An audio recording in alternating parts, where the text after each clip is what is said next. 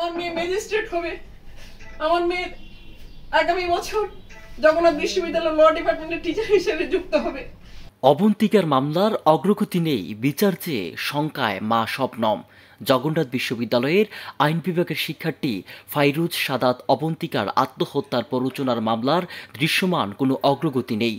অভিযুক্ত শিক্ষক বিশ্ববিদ্যালয়ের সহকারী প্রক্টর কাজী দীন ইসলাম জামিনে এসে মামলা প্রভাবিত করছে।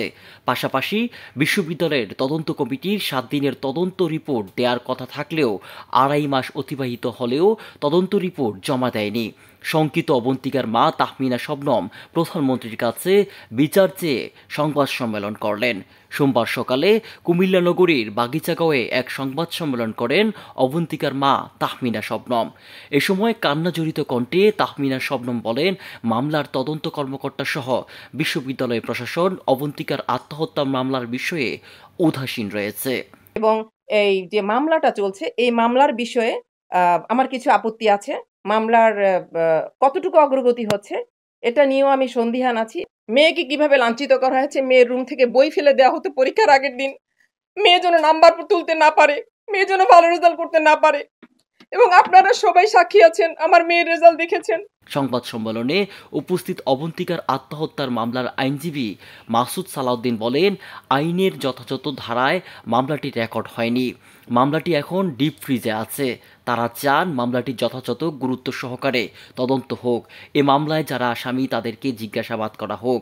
মামলার অন্যতম আসামি বিশ্ববিদ্যালয়ের সহকারী প্রক্টর দীন ইসলাম জামিনে এসে মামলাটিকে প্রভাবিত করছে। একটা সাক্ষীরও কোনো রকমের জবানবন্দি নেন নাই।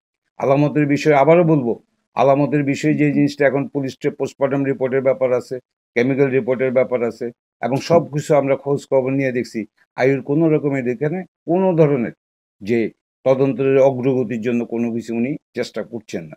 ন্যায় বিচারের স্বার্থে এই মামলার সঠিক বিচার পাওয়ার জন্য সঠিক কোনো তদন্তের ব্যবস্থা করবেন, এটা আমি আশাবাদ ব্যক্ত করতেছি। আর এই পর্যন্ত মামলা কোনো অগ্রগতি নেই। আমরা সন্দিহান। যেখানে দীন ইসলাম জামিন পাইছেন, জামিন পাওয়ার পর বিভিন্ন ফেসবুকে স্ট্যাটাস দিতেছেন, উনি দেখি ইউনিভার্সিটিতেও আবার জয়েন করার জন্য দরখাস্ত দিয়েছেন। উল্লেখ্য, গেল 15 মার্চ রাতে প্রক্টর দীন ইসলাম ও সহপাঠী আম্মানকে দায়ী করে চিরকুট লিখে নিজ বাসায় ফ্যানের সাথে ওড়না পেঁচিয়ে আত্মহত্যা করেন ফাইরুজ অবন্তিকা।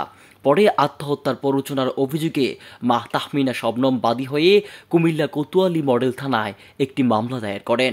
এতে সহপাঠী আম্মান সিদ্দিকী ও সহকারী প্রক্টর দীন ইসলাম সহ বেশ কয়েকজনকে অজ্ঞাতনামা আসামি করা হয়েছে। কুমিল্লা থেকে মঈন নাসের খান, আমার বার্তা।